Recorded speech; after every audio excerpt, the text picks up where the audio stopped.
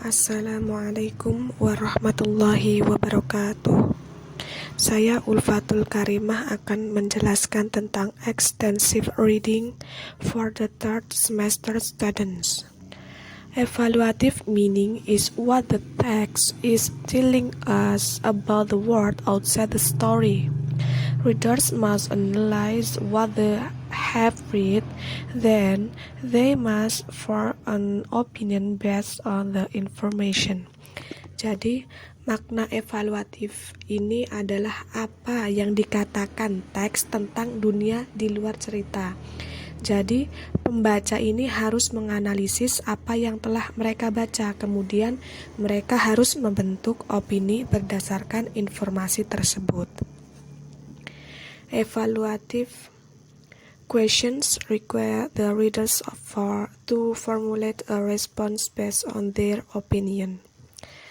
Jadi pertanyaan evaluatif mengharuskan pembaca untuk merumuskan tanggapan berdasarkan pendapat mereka atau opini mereka.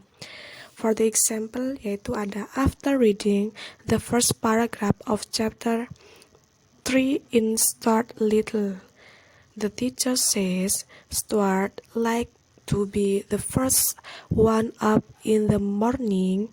Do you like to be the first one up in the morning in your house? Untuk yang kedua kita akan membahas tentang so, to, either, and neither.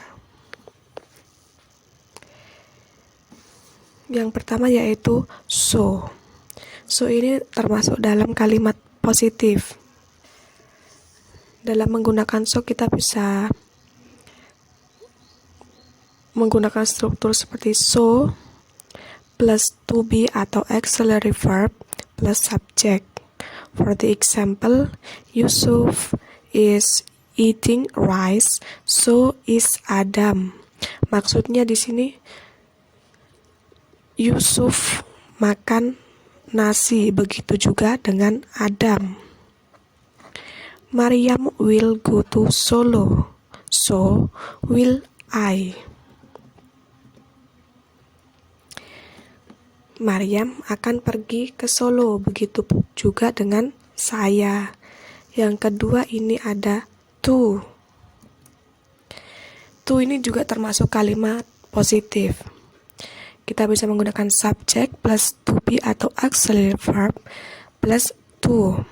For the example, Idris always studies science. Soleh does too.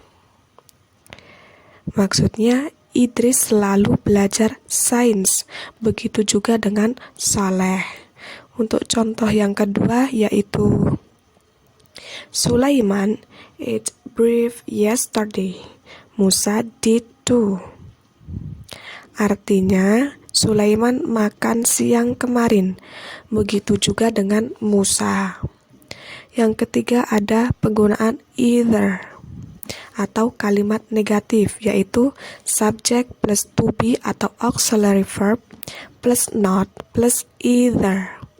For the example, Nuh doesn't sleep, they do not either. Artinya Nuh tidak tidur, mereka juga tidak.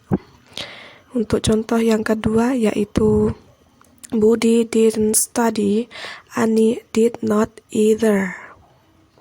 Artinya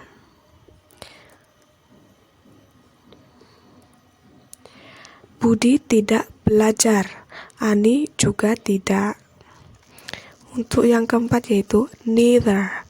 Ini juga termasuk ke dalam kalimat negatif, yaitu neither plus to be atau auxiliary verb plus subject. For the example, they aren't playing football. Neither is Ismail. Artinya, mereka tidak bermain sepak bola. Begitu juga dengan Ismail. Contoh yang kedua, Lukman will not go to Solo, neither will you. Lukman tidak akan pergi ke Solo. Begitu juga dengan Anda. Oke, sekian penjelasan tentang materi ini saya akhiri.